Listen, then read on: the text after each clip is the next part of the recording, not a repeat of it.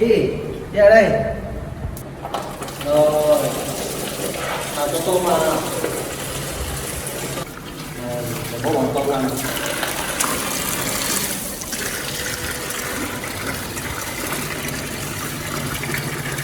Rồi này. Buga sợ chạy mất rồi. Nào Minh Khang này. Con bố vào chỗ dưới nhá. Bố vào cho bố. Nào, bố vào đây. Bố vào đây dưới nhá. Nào.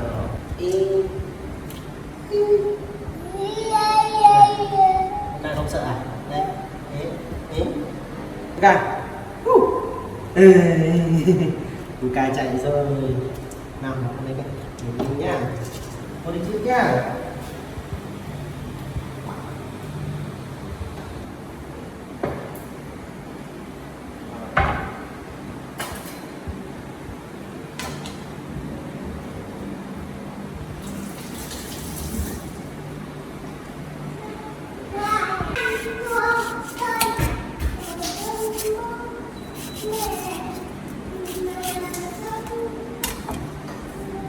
Đây. Để bố bảo vào đồ nấu nhá. Xả đấy. Rồi cho tôm vào nào. Để bố xếp tôm vào nhá. Đấy.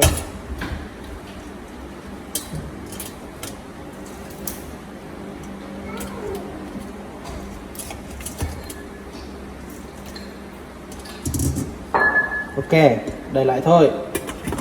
Rồi.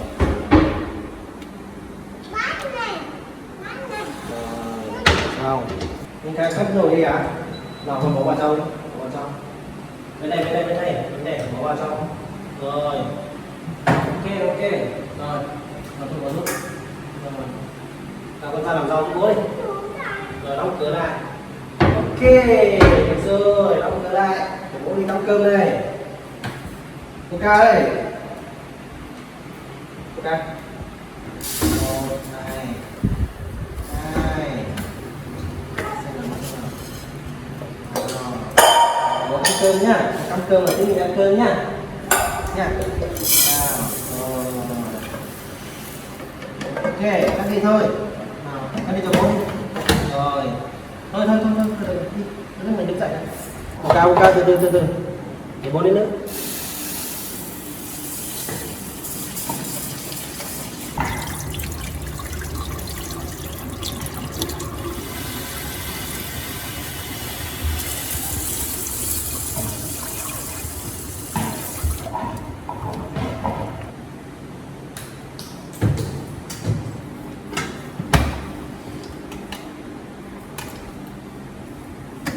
Ok, nào mình làm một quả đậu này. Bố mở nhá, đầu tư bố mở cho con nhá. Đây 2 bánh xe này, cầm lấy con. Đây, Fuka này, Fuka giúp bố nhặt rau này, đây này, bố cho này. Đây, Fuka này, Fuka, cầm lấy. Rồi, để bố làm rau này nhá.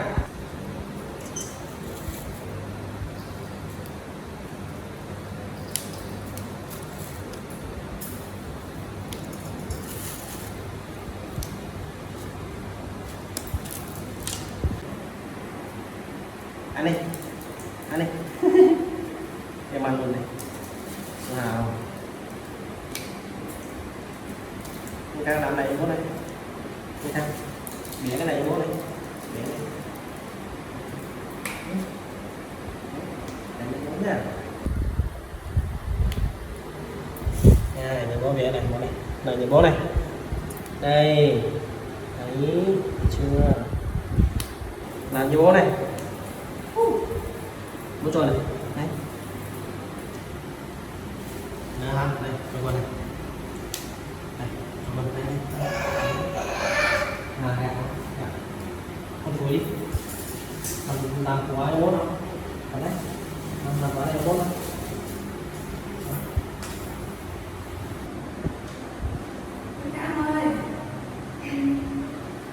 Em được. Anh được. Đã có con nấu cơm à? Mẹ xuống rồi, mẹ khỏe ốm rồi. Cả mẹ sắp khỏe rồi. Đã làm gì đây?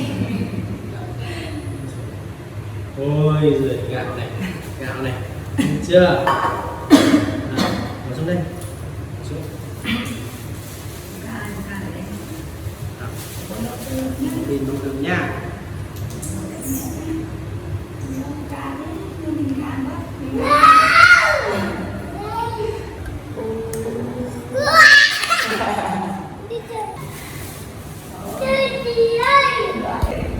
Con dạy em sợ bây giờ. Đây, Luca lại đây giúp bố rồi. Luca đây, bố làm thịt này. Luca, đây, qua đây. Đây, đi qua đây.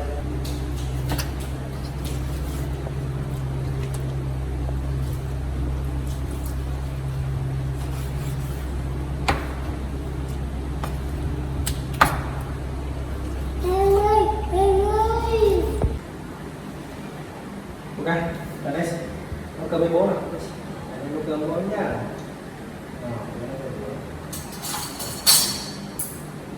Ok.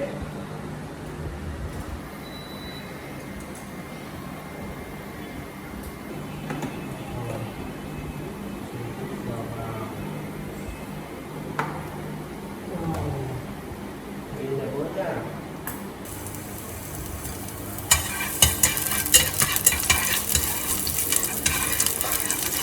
Phi hành cho thơm lên.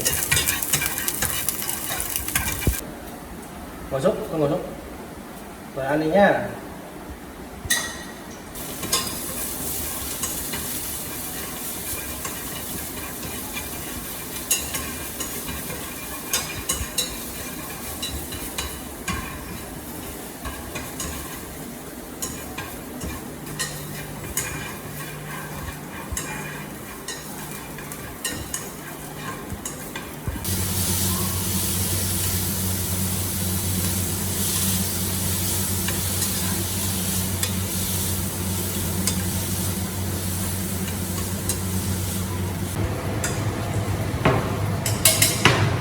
Ok, xong.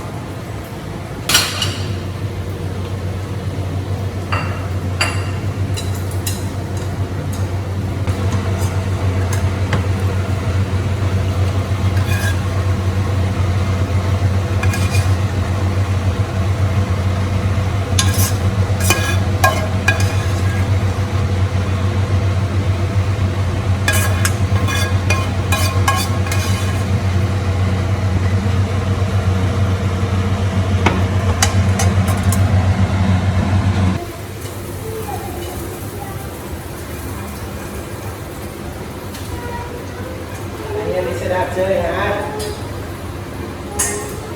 Chúng con nấu cơm ăn nhá. Đây, em lên đây xem món nấu ăn nào. Cầm lên. Mời. Món rau nhá, món sầu nấu ăn nhá.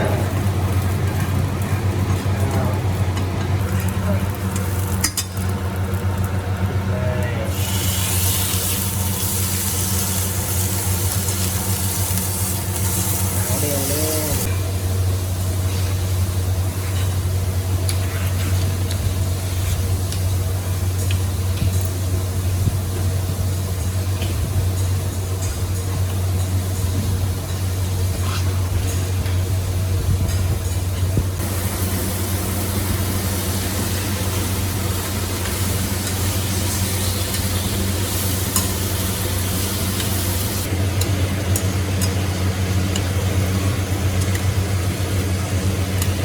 Rồi.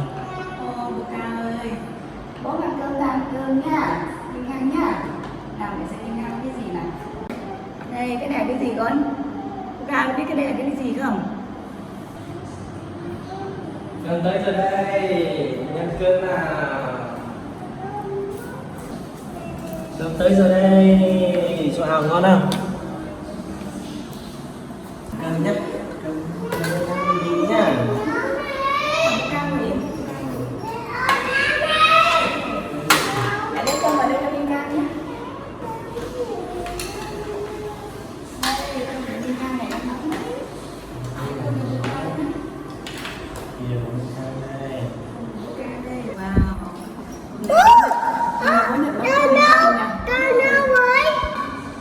Cơm đâu? Em mẹ làm cơm cơm cho con nào.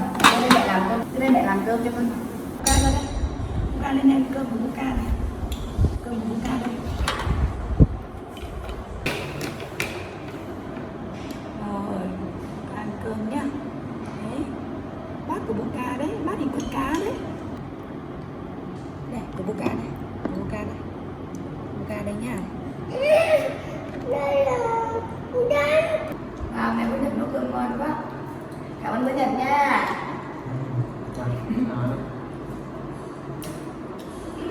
Bố nấu ngon quá. Bố Ca chơi cá hả? Ngon không con? Ngon. Ngon. Cá này này. Ngon. Cá này. Cơm nha.